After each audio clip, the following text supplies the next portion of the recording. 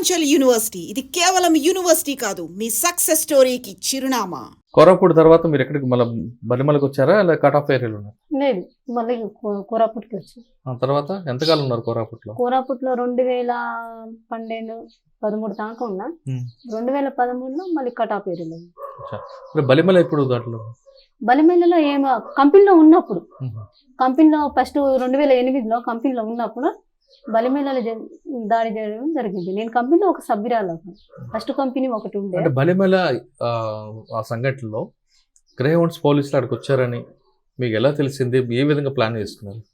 అక్కడైతే లోకల్లో మేము కంపెనీ తిరిగేటోళ్ళం. మేము ఈస్ట్ కూడా తిరిగినా. నేను కంపెనీలో ఉన్నప్పుడు ఈస్ట్లో మొత్తం తిరిగిన. చిన్న చిన్న దాడులు చేయడం, ఇన్ఫార్మర్లు చంపడం, అట్లా చేసిన చిన్న చిన్న పోరాటాలు చేయడం. అంటే తునికా పోరాటం, తర్వాత ఈ రేట్లకు సంబంధించి ఆ లోకల్ వాళ్ళతో కలిసి కంపెనీ కూడా కార్యక్రమాలు, అంటే గ్రామీణ స్థలంలో పోయి ఆ ప్రజల సమస్యలు తెలుసుకోవాలి అనేసి పార్టీ కూడా ఒక తీర్మానం చేసింది. కంపెనీ కూడా ఉత్పత్తిలో పాల్గొనాలనేసి అప్పుడు ఎడ్జర్సీ, ఇక్కడ ఎడ్జర్సీ ఒక తీర్మానం చేయడం జరిగింది. అట్లా పోవడం జరిగింది. అట్లా పోలీసు వాళ్ళు రావడం, బలిమేలకు రావడం. అంటే మీరు బలిమల రిజర్వాయర్ దాటిన తర్వాత మీరు ఉన్నట్టున్నారు పార్టీకి. అప్పుడు కంపెనీ చిత్రకొండ అవతల కదా మీరు ఉన్నారు, జాన్బాయ్ ఆ ప్రాంతంలో. వీళ్ళు వీటి వచ్చారనే విషయం మీకు ఎలా తెలిసి? అంటే వస్తున్నారు పోతున్నారు పోలీసు వాళ్ళు వస్తుండ్రు పోతుంటే మా ఇక్కడ లోకల్ ఉన్న వాళ్ళ ప్రసాద్కి వీళ్ళకి తెలిసిపోయింది. ఇక్కడ మేము కూడా కంపెనీ అందుబాటులో ఉన్నది. ఇంకా ఎట్లయితే వీళ్ళు దొరుకుతారో అనేసి బూస్పుట్ మీద దాడి చేయడం, దాంట్లో నేను కూడా ఉన్నాను. బూస్పుట్ సంత మీద దాడి చేసి ఇక్కడ కూర్చున్న వాళ్ళు ఇక్కడ కూర్చున్న దాడి చేసి వచ్చినాం మేము. దీంట్లో మళ్ళీ పార్ట్ అయినాం. అప్పుడు తెల్లవారే వాళ్ళు పోలీసు వాళ్ళు వచ్చి అక్కడి నుంచి వాళ్ళు కూమింగ్ చేసుకొని లాంచ్ ఎక్కి వస్తుంటే, పోయినప్పుడు వట్టి లాంచ్ పోయింది. వాళ్ళకి తీసుకురావడం, కూమింగ్కి వచ్చిన పోలీసు వాళ్ళకు తీసుకురావడం, వట్టి లాంచ్ పోతుంటే మేము చూసినాం. మేము దాడి కూడా చేసినాం, బూస్పుట్ సంత మీద దాడి చేసినాం.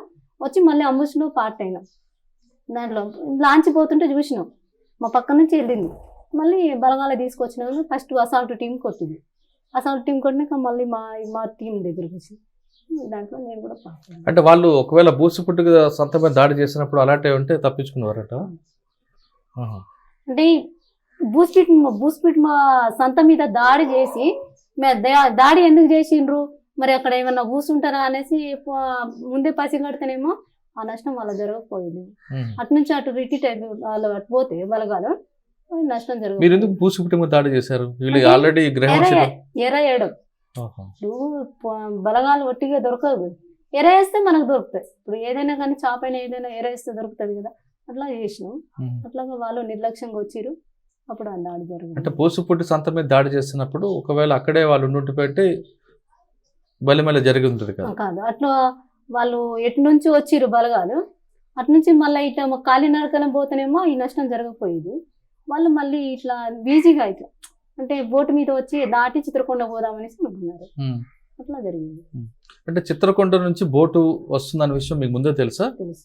ఏమగా టికెట్ ఉన్నాయి కదా, మాధవ్ గీత చనిపోయిన వాళ్ళు లోకల్ వాళ్ళు ఉన్నారు, తెలుసు. అంటే పోలీసుల ద్వారా అప్పుడు ఆ సమాచారం లీక్ అయిందన్న వార్త వాస్తవం అంటారా? అది వాస్తవం కాదు, ప్రజల నుంచి వచ్చింది. ప్రజలు పోలీసు వాళ్ళు ఇప్పుడు ఏడైనా కానీ పార్టీలో పోలీసు వాళ్ళు వస్తే సరిపోతుంది.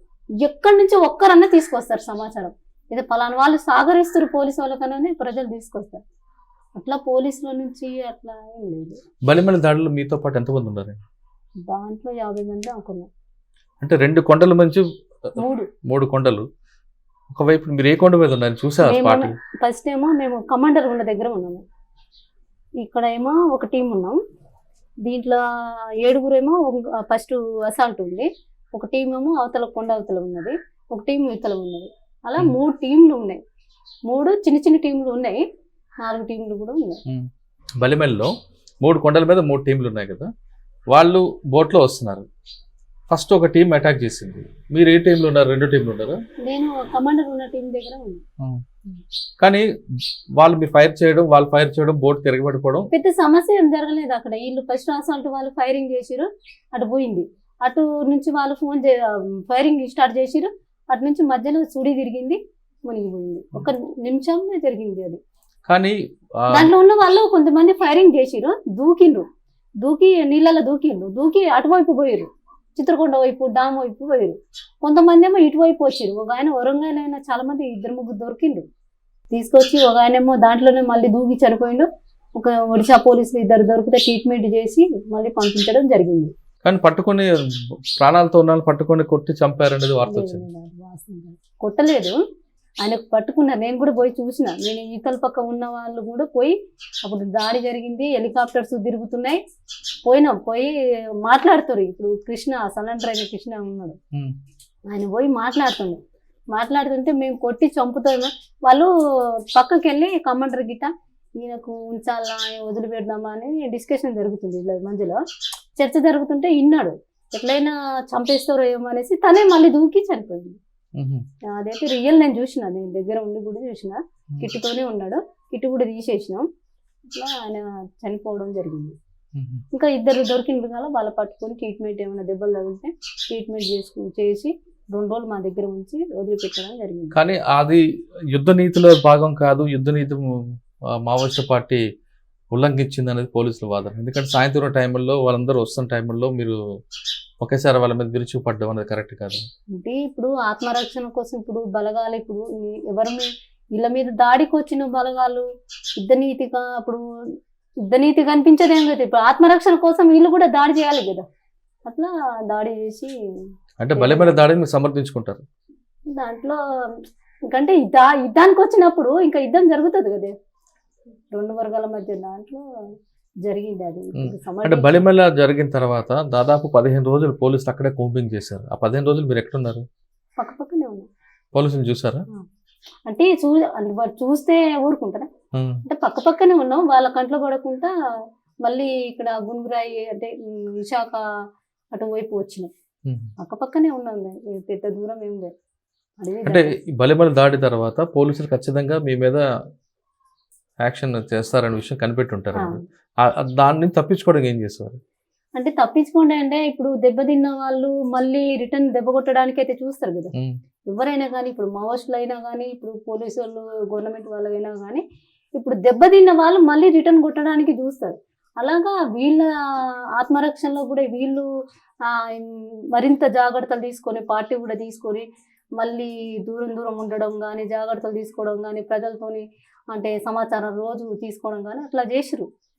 ఎంతకాలం ఉన్నారు మీరు బలిమెల ప్రాంతంలో? ఒక 20 రోజుల దాకా ఉన్నాం. తర్వాత మళ్ళీ వేరే పోయినాం.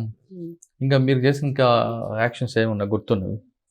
అంటే యాక్షన్ అంటే ఇప్పుడు పెద్ద అదే గుంకురాయి అంబుష్లో ఒకరు చనిపోయారు, దాంట్లో కూడా నేనే పార్ట్ ఉన్నాను. ఇంకా చిన్న ఫైరింగ్స్ లో అయితే చాలా ఫైరింగ్లు జరిగినాయి. మళ్ళీ రీసెంట్లో నేను వచ్చేటప్పుడు కూడా అక్కడ పానిపోదర్ ఫైరింగ్ జరిగింది, తర్వాత కుంతిరిపోదర్ దగ్గర నైట్ ఫైరింగ్ జరిగింది, టిగ్రపాడ ఫైరింగ్ జరిగింది. అక్కడ కోరాపుట్లో చూసుకుంటే మంగళాపురం దగ్గర 2 సార్లు ఫైరింగ్. ఎలా తప్పించుకున్నాం మనం? అంటే పరిగెట్టడం కాదు, ఫైరింగ్ తోనే తప్పించుకున్నాను. అందరితో పాటు నేను కూడా తప్పించుకున్నాను. నేను దళంగా ఉన్నప్పుడు కోరాపుట్లో నేను దళ కమాండర్ అయ్యి నేను ఒక దళం తిప్పిదాన్ని. దాంట్లో అది అమ్లిబేడ దగ్గర సామర దగ్గర ఒక ఫైరింగ్ జరిగింది. దాంట్లో లవ్మాడ దగ్గర కూడా నా మీద కూడా దాడి జరిగింది. దాంట్లో చాకచక్యంగా తప్పించుకున్నాం. మీరు జాన్బాయ్ అటెండ్ వచ్చారు ఎప్పుడైనా? వచ్చినాం కానీ దాడి పటేల్ సుధాకర్ రెడ్డి గారు సోపం కట్టినప్పుడు మీరు ఎక్కడున్నారు? అప్పుడైతే ఇక్కడ కోరాపుట్లో ఉన్నాను. అప్పుడు కోరాపుట్లో